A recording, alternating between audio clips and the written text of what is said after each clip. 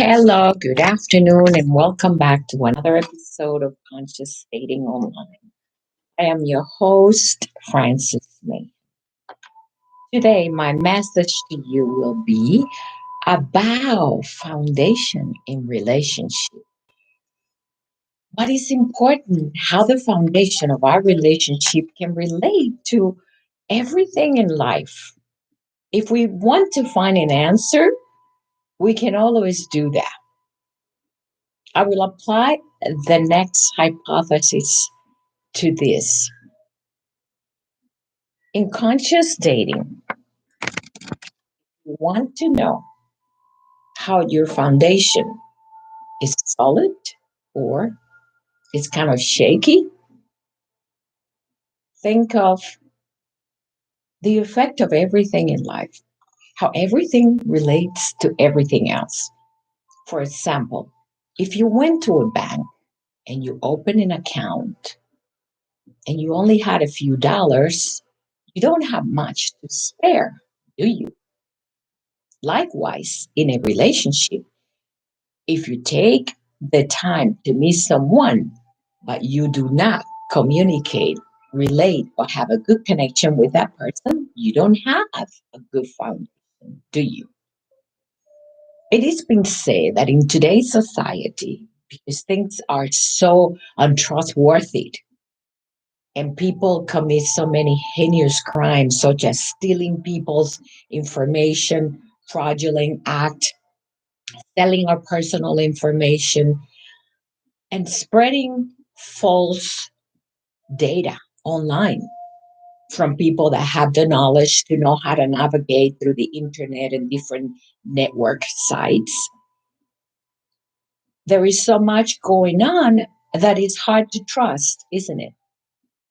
For example, if you went to open an account and then you want to ask the bank to lend you some money, you practically today, because of that lack of trust, have to almost bare yourself naked. And I relate that to the foundation of a relationship. Do you, I, or anyone, when you meet a person for the first time, know that they expose themselves completely to you? Of course not. That takes time.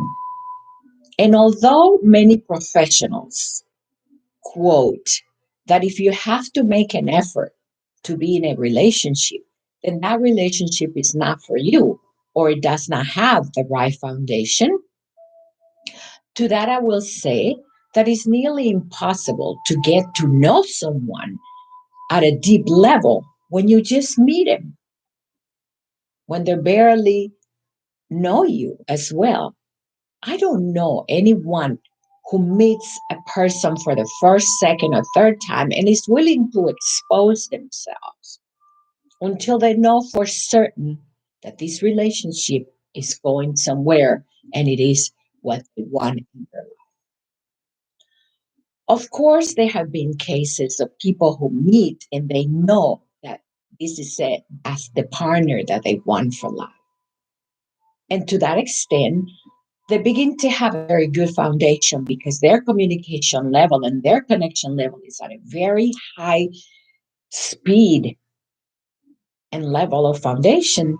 And they build something from there that perhaps may last a long time and perhaps not. It all depends on how well these people connect, how well they communicate with each other, how well they really know that what they have is for them. It does take time, effort, understanding. You have to understand your partner. You have to know what your partner like and dislike. You have to share time. And in today's busy world, time is very limited. Are most people willing to communicate? Some are and some not. Some people do not want to argue. They don't want to communicate. They do not wish to try to establish a conversation that lets them know where their partners stand or where they stand with their partner as well. Some would rather walk away from it or ghost, leave without saying a word, which in a sense has a lot to say about the integrity of the individual. When someone ghosts you, it tells you very deeply who or what this person is. Never, ever be hurt about the fact that somebody ghosted you. First of all, you didn't have a foundation. First of all, there was no communication. And obviously, there is no connection. Perhaps from your side, you thought that you had a good connection with this person, that this was the person that you were looking for, but in the end, they will show you their true colors. And that is when you need to define, is this for me or not? I know myself from previous experiences, perhaps twice in my lifetime, that I have met someone that, regardless of the circumstances and the situation under which I met this person, there was an affinity and an attachment and a connection at a spiritual, emotional, physical, and soulful level that I could not understand. It will be the type of person you cannot say no to. And it will be the type of person that entices you at a physical, emotional, sexual, and intimate level. And no matter what they do, you cannot say no or move away from them. And if you do, it's very difficult. It's very, very difficult because you feel that inside of you, this is your soulmate. This is the person that knows you. This is the person that you feel unlike you have never felt before. And in the end, I have become to understand that this type of soulmate or person or individual is in our life to teach us something that we need to learn in order for us to transcend or move on with our life. Sometimes, as hurtful as it may seem, it is what it is, as they say in Texas. We have to accept it for what is. The point is that regardless of what happened, we can never depart from this individual with anger, judgment, resentment, hate, because no matter what they do, they still live in our heart.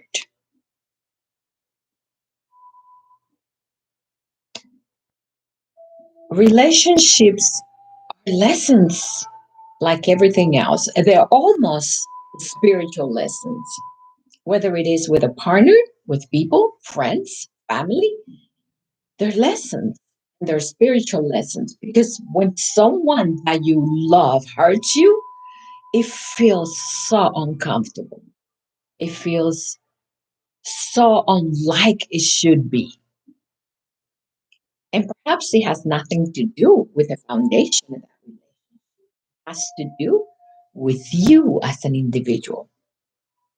Will those relationships in the transition of our life are just what we need at the time? Or are they there to teach us a lesson? A lesson that will leave a foundation for us as conscious human beings to begin to learn to love at an unconditional level, regardless of the situation. Nonetheless, learn to let go and move on. Let go and move on.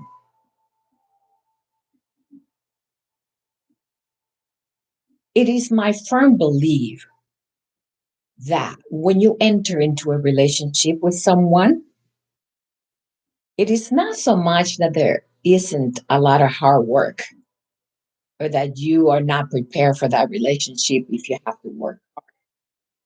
Sometimes when you enter and it flows so easy, the work is at the end. It's on the other side of that commitment. In the marriage, it's in the transition of time. And although you had a good foundation, because you had love, you had compassion, you had passion, you had feeling, you had emotions, you had everything and every affinity that you wanted, and you had a soul connection with that person, you still have to learn how to deal with each other, know each other, support each other. Nonetheless, the fact that you had a strong beginning helps you sustain the lasting relationship or until the end of that. And that's what it's worth. It is not so much about being perfect in a relationship and having the perfect foundation that this person has everything that you were looking for. No, it is about what do you feel inside? How is it that you feel? Imagine if that person that you consider to be your soulmate was married or separated from his wife, and you had the opportunity to meet again, which I've seen in so many love stories, movies, in reality. People that met years ago and all of a sudden they meet again, and this person comes into your life. Would you take them? Would you forgive them? Would you let go of the past? I firmly believe that you would. I know I would. Because once you love this individual, it is eternal love. You don't let go. It's there. There is something about that soul that touches you, and you cannot detach. You cannot let it go. It came into your life for a reason. And if you return, the reason is even better. It's even better because you will reconnect to the beginning of that foundation and that love you had, and you will feel at home. You will feel comfortable. So, foundation does have a lot of meaning in relationship, and having the importance of love, emotion, understanding, and all those components that make a relationship and connection as well is imperative. But everything is a transition with time and being together and trials and being in a relationship. It is a spiritual transition. It is loving. It is emotional. It is conjugal. And we know that. That's how children are born. But most of all, it is about how do you feel as an individual? How do you feel for that other person? What are your true feelings in you? Have you ever met somebody and both of you felt so strongly about each other and something happened and all of a sudden you go separate ways and you're angry? Something happened that detached the beginning of a beautiful relationship. And all of a sudden you either receive a phone call from this individual or you call them and one of you apologizes and realize that you cannot leave without each other because it was meant to be. It was meant to happen. And this relationship came into your life for a reason. In the end, you either figure it out, you understand it, or you know. And that is the beauty of it. It isn't so much about how hard you have to work, it is about what is happening in that big ticket of yours, the heart that speaks louder than your mind. That sometimes we see something and we think it is, but it is how the heart is speaking. It's been a pleasure, as usual, to be here with you to speak to you about conscious dating online. I am your host, Francis Mahan. Thank you for listening. Please subscribe to my channel Have a wonderful weekend. Love and light as usual. Until I see you again, be happy regardless of where you are. Namaste.